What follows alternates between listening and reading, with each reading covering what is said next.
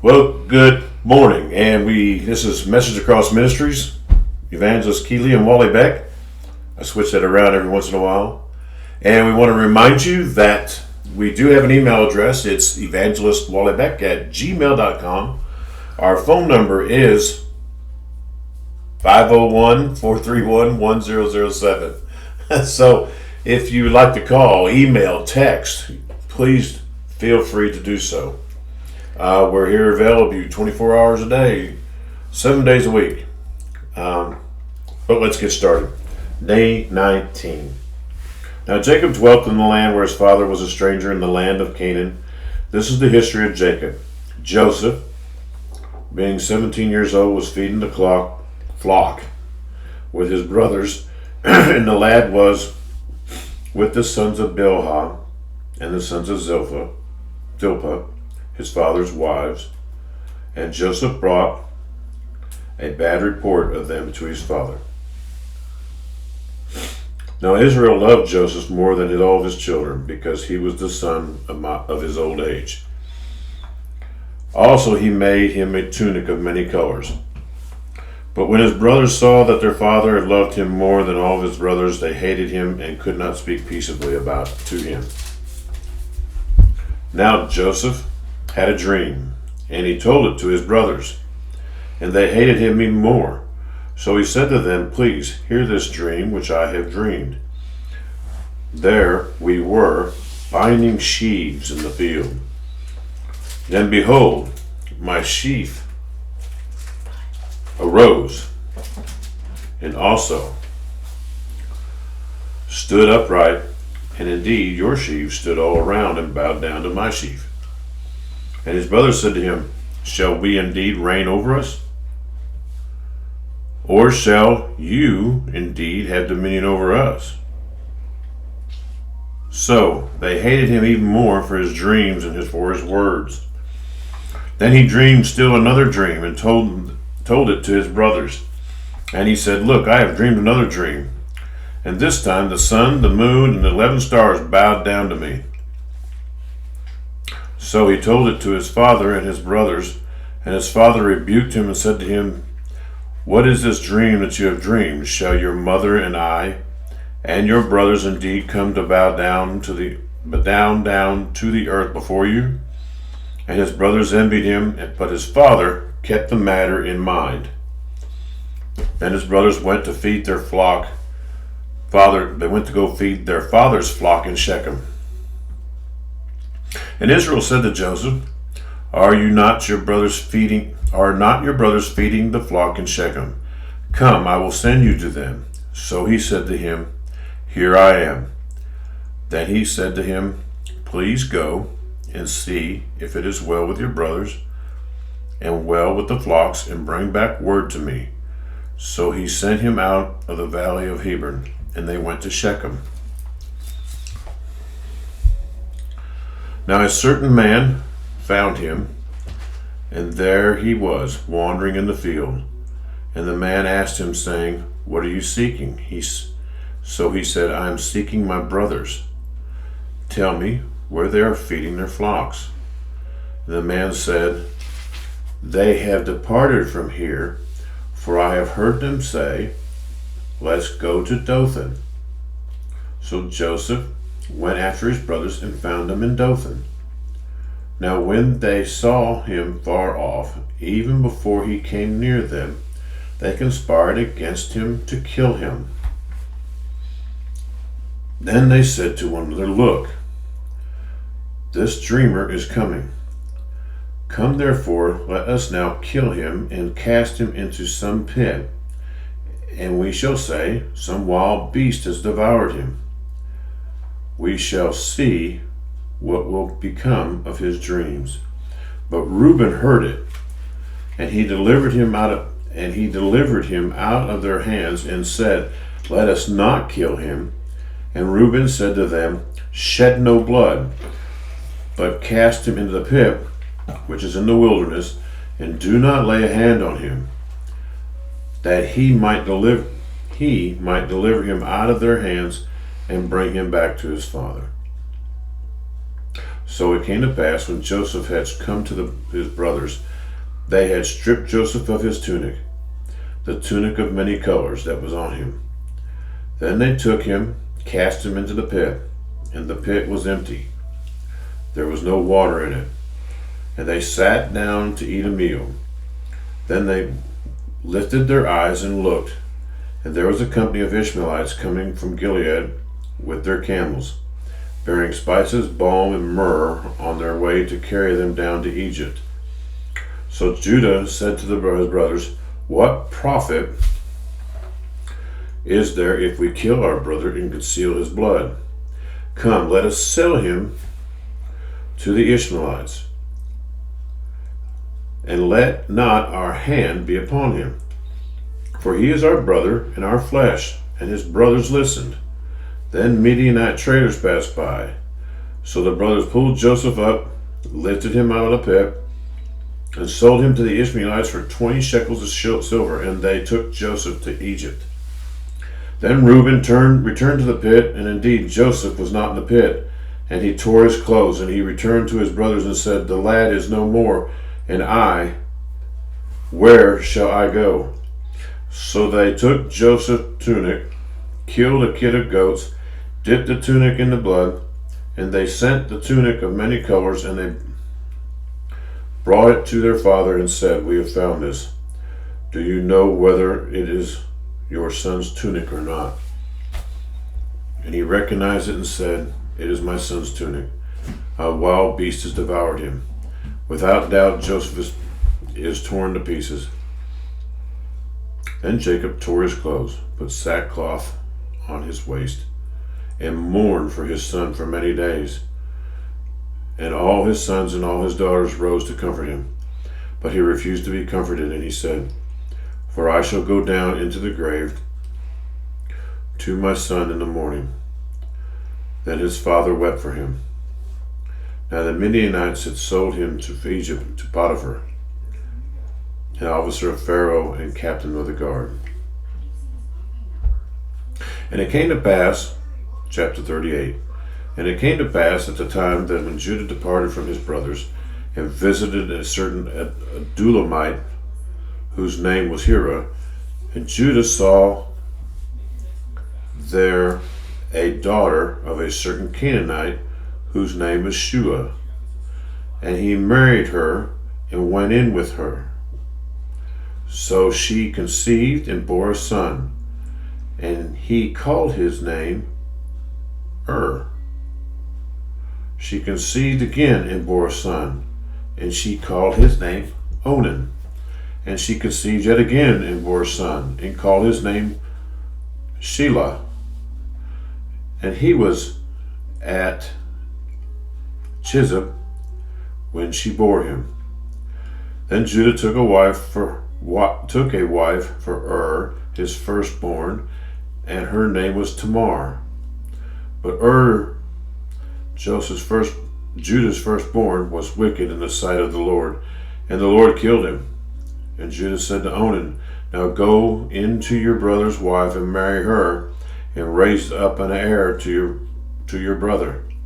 But Onan knew that the heir would not be his. And it came to pass, when he went in to his brother's wife, that he admitted on the ground, lest he should give an heir to his brother. And the thing which he did displeased the Lord. Therefore he killed him also. Then Judah said to Tamar, his daughter-in-law, "Remain a widow in your father's house till my son Shelah is grown." For he said, lest he also die like his brothers. And Tamar went and dwelt in her father's house. Now in the process of time, the daughter of Shua, Judah's wife, died. And Judah was comforted, and went up to his sheep herders in Timnah, and he and his friend Hira the Adulamite. And it was told Tamar, saying, "Look, your father-in-law is going up to Timnah to shear his sheep." So she took took off her widow's garments, covered herself in a veil, and wrapped herself, and sat in an open place which was on the way to Timnah. For she saw that Shelah had grown, and she was not given to him for as a wife. When Judah saw her, he thought she was a harlot, because she had covered her face. Then he turned to her by the way, and said, Please let me come into you, for he did not know that she was his daughter-in-law. So she said, What will you give me, that you might come into me? And he said, I will send a young goat from the flock. So she said, Will you give me a pledge till you send it? And he said, What pledge shall I give you? So she said, Your signet and cord, and your staff that is in your hand. Then he gave them to her, and went in to her, and she conceived by him. So she arose and went away, and laid aside her veil, and put on the garments of her widowhood. And Judah went in, sent the young goat by the hand of his friend the Adulamite to receive his pledge from the woman's hand, but did not find her. Then he asked the men of that place, saying, Where is the harlot who was openly at the roadside? And they said, There was no harlot in this place. So he returned to Judah and said, I can't find her. So the men of the place said, There was no harlot in this place. Then Judah said, Let her take them for herself, lest she be ashamed. And I sent this young goat, and you have not found her. And it came to pass about 3 months later that Judah was told, saying, Tamar, your daughter-in-law, has played the harlot. Forevermore she is with child by harlotry. So Judah said, Bring her out, and let her be burned. And when she was brought out, she sent to her father-in-law, saying, By the man to whom these belong, I am with child. And she said, Please determine whose these are, the signet, and the cord, and the staff. So Judah acknowledged them, and said, She has been more righteous than I, because I did not give her to Shelah my son, and he never knew her again. Now it came to pass, at the time for giving birth, that, behold, twins were in her womb. And so it was, when she was giving birth, that the one put out his hand, and the midwife took a scarlet thread, bound it on his hand, saying, This one came out first. Then it happened, as he drew back his hand, that his brother came out unexpectedly, and she said, How did you break through? This breach be upon you. Therefore his name was called Perez, after his brother came out, who had the scarlet thread on his hand, and his name was Zerah. Psalms 9:11 through 20.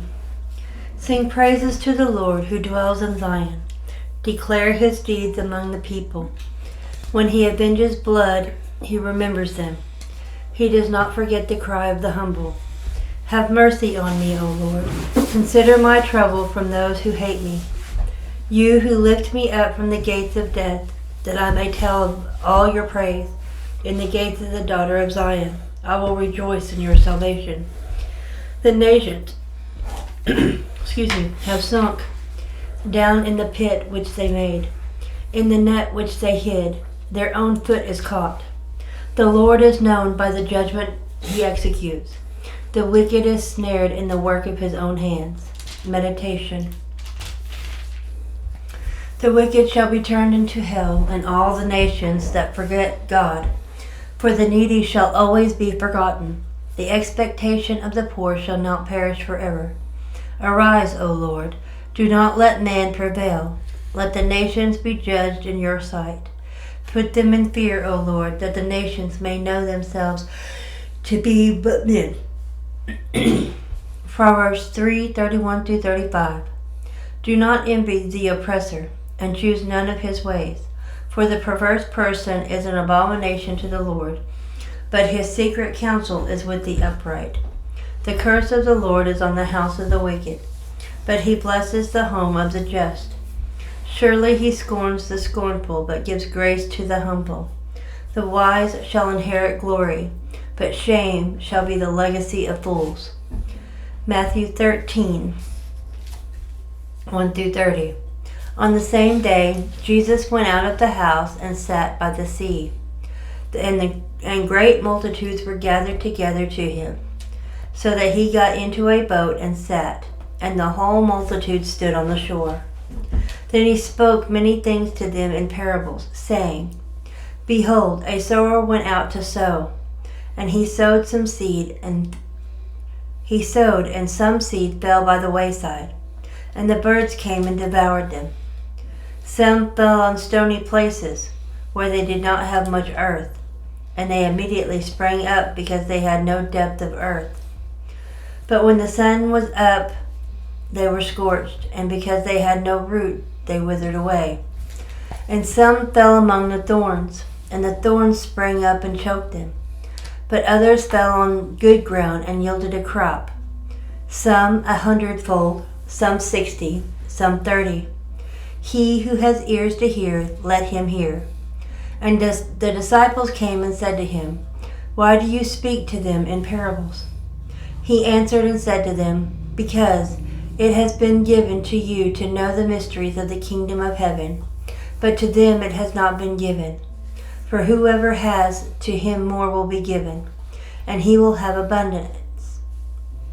But whoever does not have, even what he has will be taken away from him.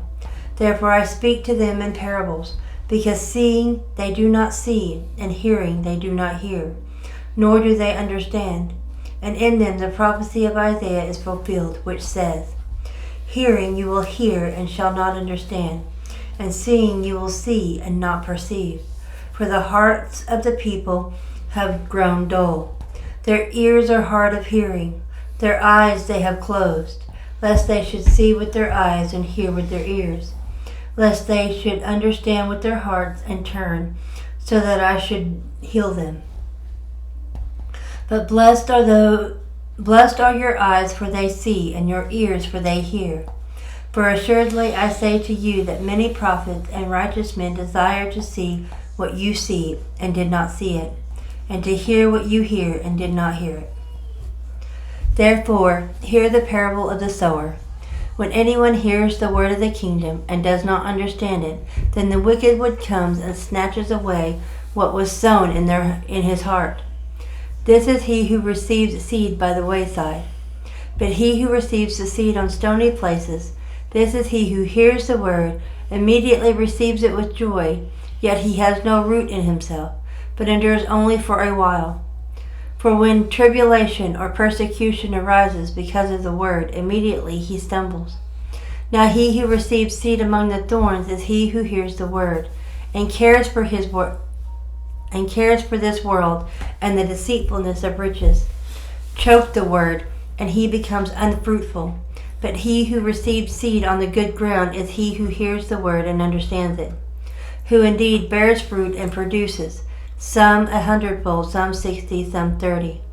Another parable he put forth to them, saying, The kingdom of heaven is like a man who sowed good seed in his field. But while men slept, the enemy came and sowed tares among the wheat, and went his way. But when the grain had sprouted and produced a crop, then the tares also appeared. So the servants of the owner came and said to him, Sir, did you not sow good seed in your field? How then does it have tares? He said to them, An enemy has done this. The servant said to him, Do you want us then to go gather them up? But he said, No, lest while you gather up the tares, you uproot the wheat with them.